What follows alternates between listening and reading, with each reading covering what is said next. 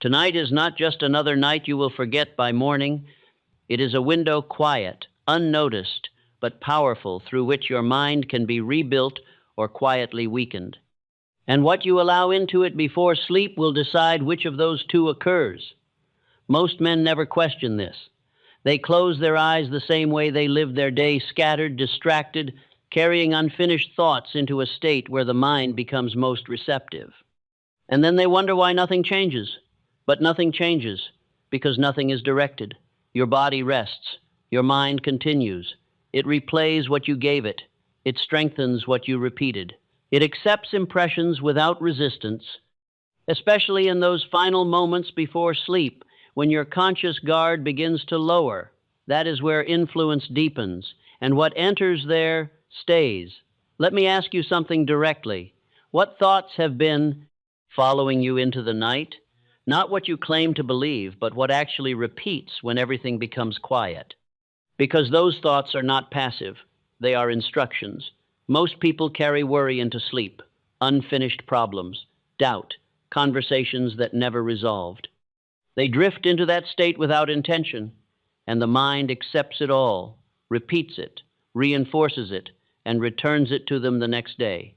That is the cycle, unconscious repetition. And repetition, whether chosen or not, builds belief. Belief shapes action.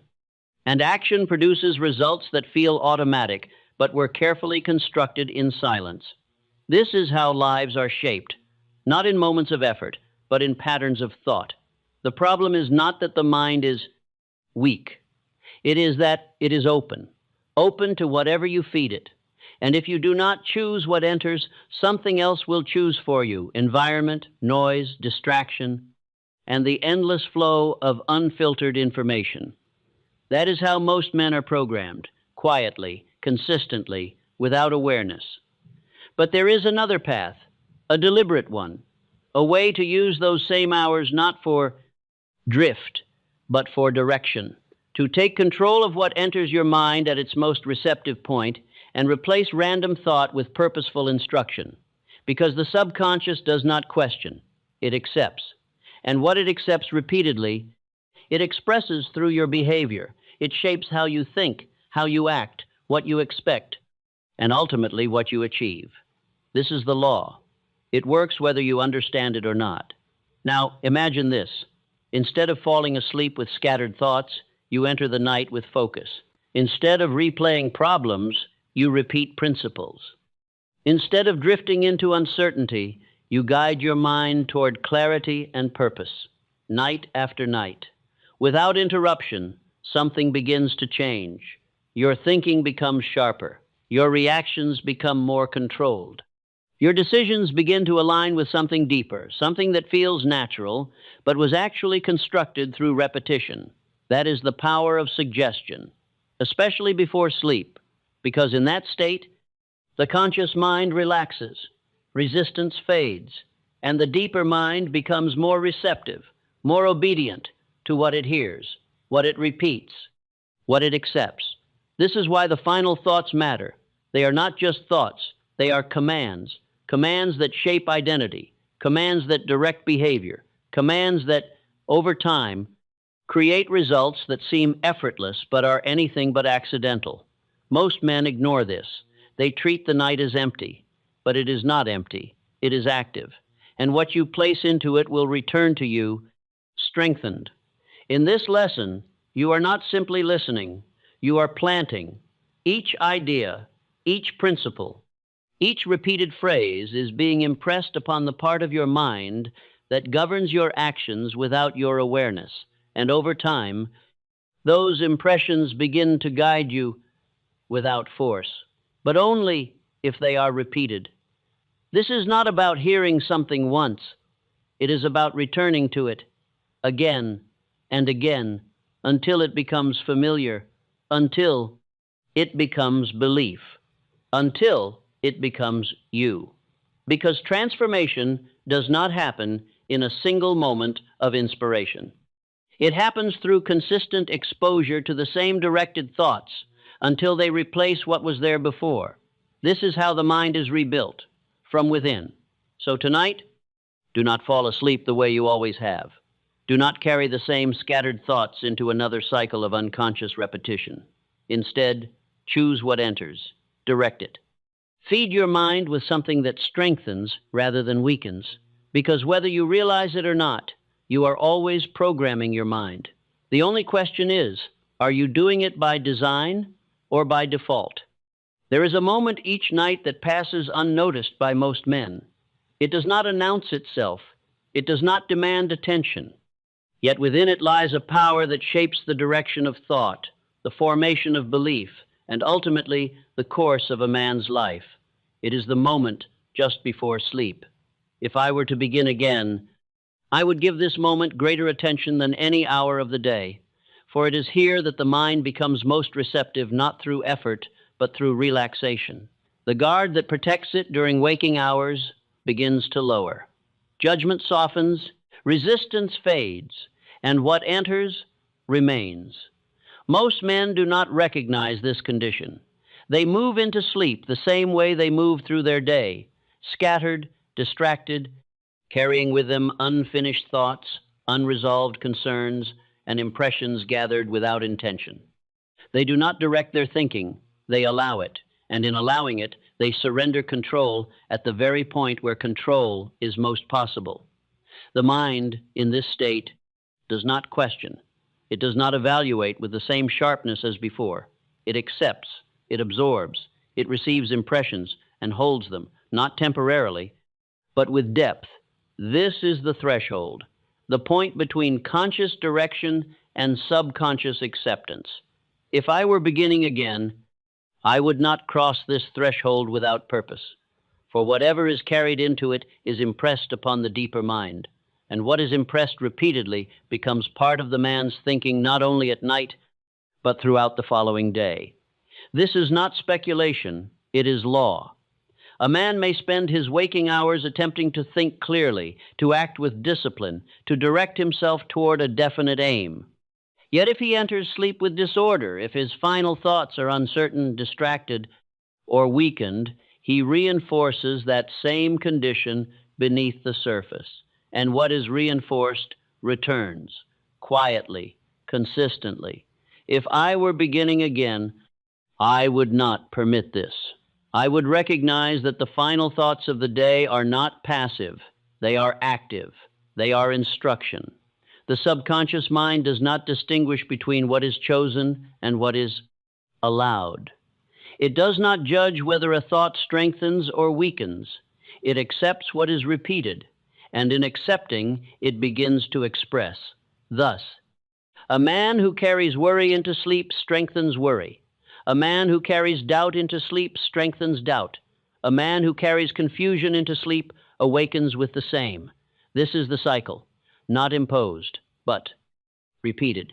If I were beginning again, I would break this cycle, not by resisting thought, but by directing it. For the mind, when left without instruction, returns to what is familiar. It replays what has been repeated. It strengthens what has been emphasized. It does not create new order without guidance. Thus, guidance must be given, especially at this moment. There is also a difference between thinking and impressing. A man may think during the day without effect. His thoughts are interrupted, challenged, replaced. But the thoughts that enter just before sleep are not treated the same. They pass inward. They are held. They are repeated without conscious interference. And in this repetition, they gain influence. If I were beginning again, I would understand this distinction. I would not treat all thinking equally. I would recognize that some thoughts pass, others remain, and those that remain must be chosen. There is also a tendency among men to treat the night as empty, as a period of inactivity. Yet this is not so. The body rests, but the mind continues. It organizes, it processes, it reinforces, and it does so based upon what it has received. If I were beginning again, I would not leave this process unattended. I would not allow my mind to be shaped by accident. I would participate, not through strain, but through selection. through choosing what is repeated in those final moments. There is also a quiet consequence that must be understood. A man who enters sleep with disorder awakens with disorder, not always immediately, but gradually. His thinking becomes less clear, his reactions less controlled, his direction less certain. He may not recognize the cause, yet it is present, formed in silence. If I were beginning again, I would correct this at its source. I would not attempt to repair confusion after it appears. I would prevent it before it is formed. There is also a contrast that becomes visible over time. The man who directs his thoughts before sleep begins to change. His thinking becomes more ordered, his responses more measured, his actions more aligned. He appears calm, certain, deliberate. Others may attribute this to personality, yet it is not personality. It is conditioning, chosen, repeated, applied.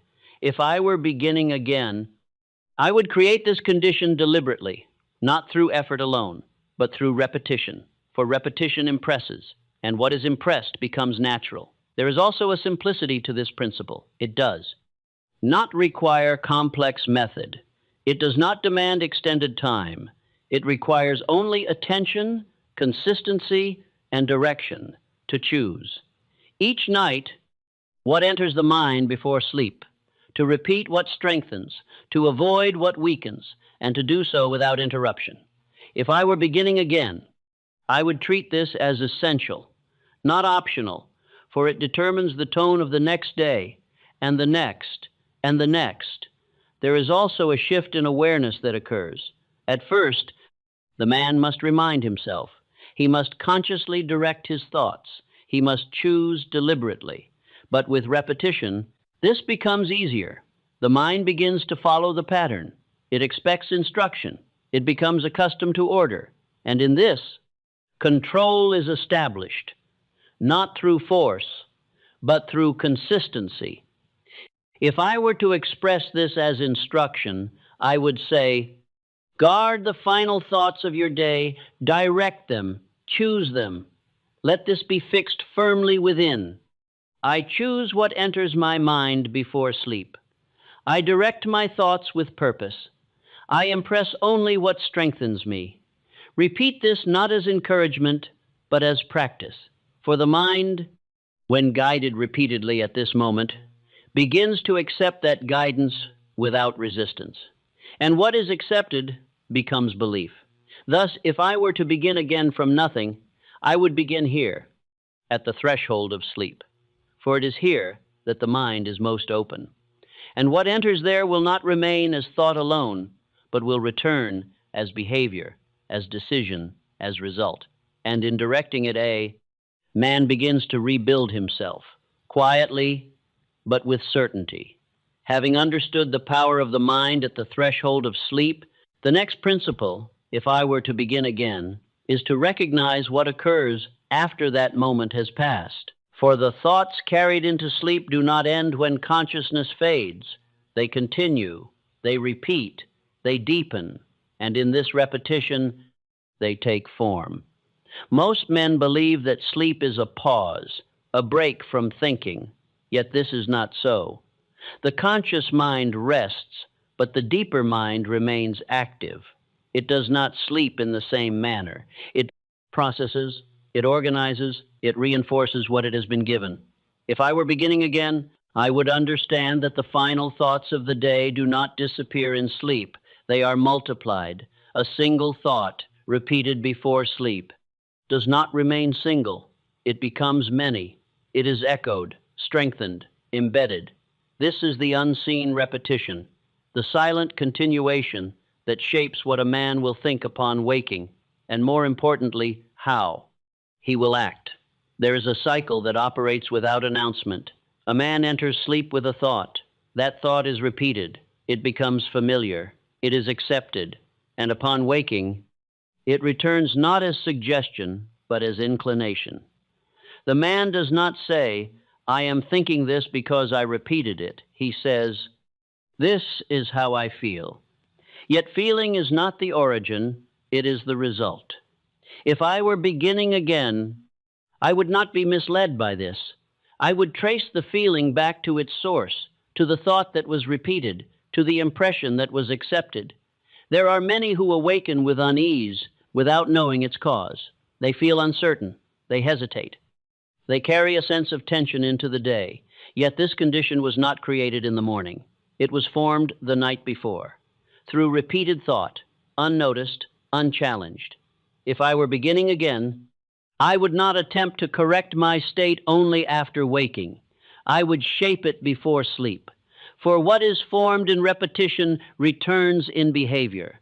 There is also the matter of expectation. A man does not act only upon what he decides. He acts upon what he expects, and expectation is formed through repetition. If he repeatedly enters sleep with doubt, he begins to expect difficulty. If he repeatedly carries uncertainty, he begins to expect confusion. And expectation directs action. Quietly, without effort, if I were beginning again, I would not leave expectation to chance. I would build it through repetition, through directing what is impressed before sleep. There is also a distinction that must be made between thinking once and thinking repeatedly.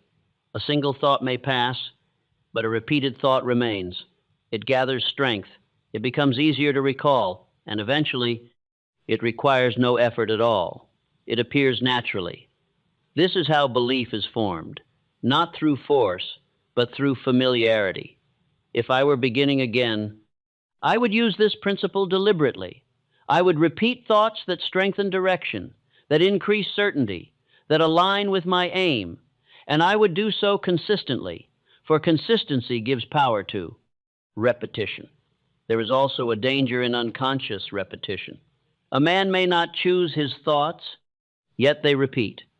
Conversations from the day, unresolved concerns, fragments of experience, these return at night, and in returning, they are strengthened. If they are negative, they weaken. If they are uncertain, they confuse. And because they are repeated without awareness, they are accepted without resistance. If I were beginning again, I would interrupt this process, not by force, but by replacement. I would introduce thoughts of my own choosing and repeat them until they replace what would otherwise return. There is also a gradual transformation that occurs through this practice.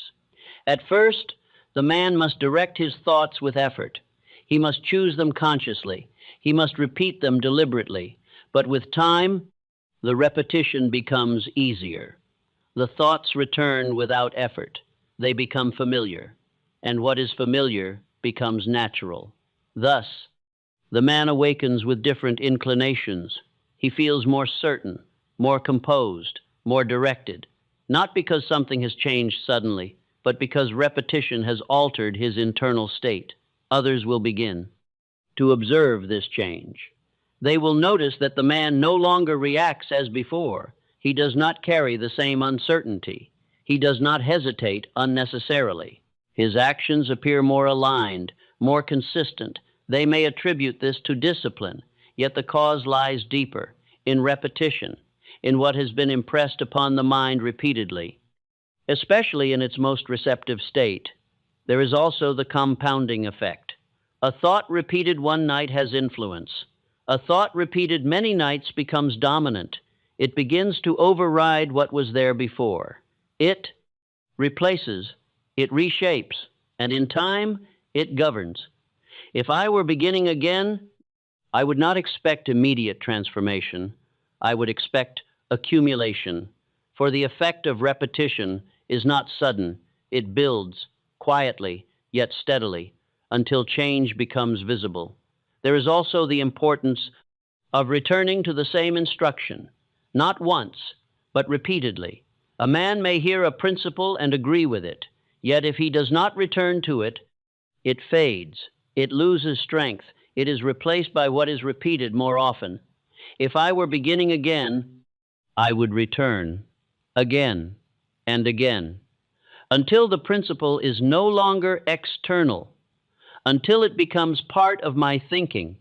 There is also a final understanding.